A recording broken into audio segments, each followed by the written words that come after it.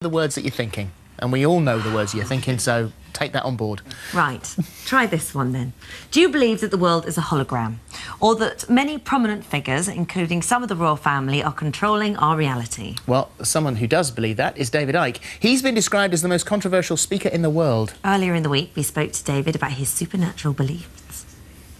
This is certainly one of those interviews that I have a feeling, just sort of sitting here, it's going to be quite challenging. You have to open your mind. You've done an enormous amount of research, and so let's see if we can scratch the surface on some of the ideas that you have. Okay. First of all, you say you're one of those people that always questioned the world. You questioned who we are and what we are. Right. What have you learnt? You know, people will remember me, those that are old enough, from about 25 years ago when I had my eureka moment. And I was an ex-television presenter. I decided to get out of the business and follow my journey, where life was pushing me. And what happened in that strange period in 1991 was that, you know, when you press the keys on a computer too many, and it freezes because it says, I can't process this, and that's what happened to me. And that's when time warp stuck in. That's when media time warp locked in. It's official, Icke's a nutter, that's the end of it. And well, you did go on the Wogan show and say, yeah, and you didn't deny, when he asked you if you were the son of God, you didn't deny it. Well, yeah, but that has to be put into context. What I was saying, and you've got to understand at that time that I was going through this amazing transformation of awareness. It was like everything morphed back. And people were saying to me, I thought you'd gone mad, mate. You're the same David Icke I knew. And I was, in terms of the way they saw me. But I wasn't, because now I'm seeing the world in a completely different way. Before, there were puzzle pieces all over the floor. Now, suddenly, I can see how they fit together. And I spent the last 25 years putting them together. So, what is your puzzle like? What does it look like? The five senses decode, the ears are classic, but it's the same with all of them. They decode waveform information, energetic information. Think of it as the wireless internet. The five senses turn that information from waveform into electrical information, same information, different form, which is communicated to the brain. So, for instance, if I bang my shin, I don't say ouch until that message has got to the brain. And the brain takes that information from the five senses and it constructs reality. And therefore, we are living in an illusory reality in terms of solidity. That's why that table, which seems so solid, is made of atoms, and atoms have no solidity. As someone rightly said, if you take an atom to be the size of a cathedral, the nucleus of the atom is about the size of a 10-cent piece. Everything else is empty space. How can that make the solid world? It's not solid. So once you come from that perspective... Yet if I pick it up and bash you on the head with it, well, it's going to hurt. Yes, because that's the way we decode information. I've been saying now for so many years in my books that this world is actually holographic. And a hologram is not solid, it's not physical, it's illusory solid, and it's illusory three-dimensional. Now, once you're dealing with something that's holographic, something that is a projection, you're no longer dealing with someone getting the metal and the stuff and all the rest of it and making a moon. Because it's a projection. It's a holographic projection. So the moon isn't real? No. Well, none of it's real, really, because it's all a projection. But is the universe a projection? Yes, it is. And that's what these scientific teams in Bonn and America have come to the conclusion of. So who's who's projecting the projection? Well, I mean, you can keep going on and keep going on, and that's why I keep going on. And these are the questions we need to understand. But once you're dealing with something that's not physical, limitation disappears. We have to expand our perception of the possible. You see, if you want to keep people in the box, keep people in the bubble, one of the fundamental ways of doing that is to suppress their perception of the possible. Because when you're doing things out here, people in the perception bubble will say, that's not possible, that's not possible, it can't be done, and they dismiss it when you can go on and do it without being challenged. Who's keeping us in the box, and why would they want to do that? Well, I mean, you know, this is why Wembley was 10 hours and my books are that long. There's so many dots to connect. But there is a force which is feeding off human energy.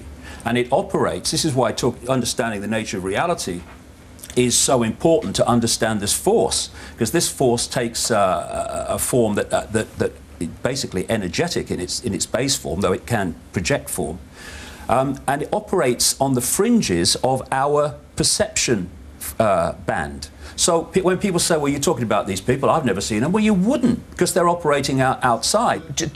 To sum that up, if it's possible, then it is like the Matrix, that we are being controlled. This is something that's being controlled for us. It's being made for us, and it is, what, millennia old? Oh, yeah, probably, and the rest. But yeah. I mean, that's an interesting point. If you take the Matrix movies, you take away the poetic license, you take away all the violence, and you take away all the, you know, the stuff they put in movies, and you take the basic concept of people living in a reality thinking it's real when it isn't. Our prime reality has been hacked into, just like the Matrix. A lot of stuff comes out of Hollywood, which is actually telling you the truth. Would you say that I was wrong, therefore, to be quite enjoying my fake reality? I mean, am I suppressed in such a way that I don't even realise it? Because I quite like it. Well, here. yeah. If you want to like living in this reality, then good for you. So what about we're controlled by? It has to have control. There have to be people who control it, I assume, yeah. if they're creating this reality for us. And you've said quite controversially that you know, that the royal family and members of the media and members of the banking profession are all part of this controlling force. The ones that control the system, not everybody in those professions. Right. So we are being controlled by a group of super beings. Well, actually, not super beings. You know, if we are super beings. We are infinite awareness. That's what we are. We are awareness. And what this body does, I call it the biological computer, is it focuses the attention of that awareness in this tiny band of frequency called visible light. So we think this is all there is. When people leave the body, and suddenly, this is a constantly common theme, that their awareness suddenly expands, suddenly past, present and future all exist in the same now, because there is no time. That's another illusion. And the reason that they suddenly have this expansion of awareness is that their point of attention has left the focus, the lens, the body, and can suddenly be set free. I'm so sorry to keep jumping in, David. That's right. It's only because our time and dimensional restrictions are less infinite. If this has been going on for millennia, how long is it going to be before you wake up the planet to the fact that this is all a creation? And then what happens? Because you'll freak out the entire planet. Well, if you strip down the wallpaper of the Matrix and suddenly we end up with this reality that is the true reality, we'll be frightened to death. Is it better? Well, I've read about near-death experiences. I've never read one that wanted to come back. This is in a sense, this place is hell. If the royal family are alien beings, or some of them, or some bankers, or some in the media, then you're talking about a global war to push them out? How do we get rid of them? Well, the thing is, their power is in us not knowing they exist, and their power is also this: getting the population to give us their power.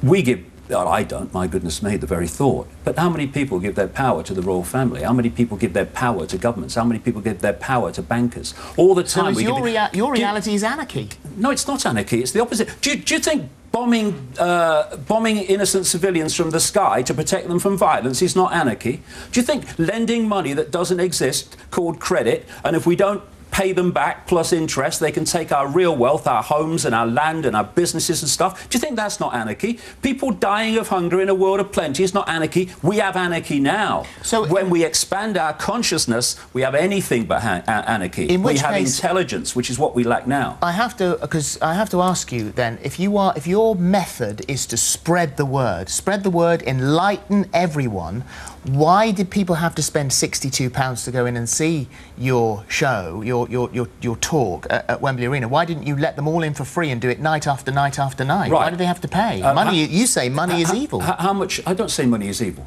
I don't say money is evil. I say the money, the way it's used is evil, and the way it's created is evil. I didn't call it evil, but why isn't this free? Do you know how much it costs to publish a book? Do you know how much it costs to hire Wembley Arena? For one day. So you don't get any profit. It's only hiring the place out. I have not taken a single penny from the Wembley event. It's going to go forward for the next one in October. 2014. I live, Philip, in a one-bedroom flat in Ryde, Isle of Wight, with a little office where I write all my books. I'll swap my income for yours any day. Mine doesn't exist. It's not reality. Right, okay. That's fascinating, Well, thank you for this is coming what we're talking about. Here you go, human race. Get off your knees. The lion sleeps no more. David Icke, thank you very much Thank indeed. you very much. Pleasure. Thank you very much. Well, yeah. Regardless of what you think, it's fascinating. It is so fascinating. I've got so many more questions.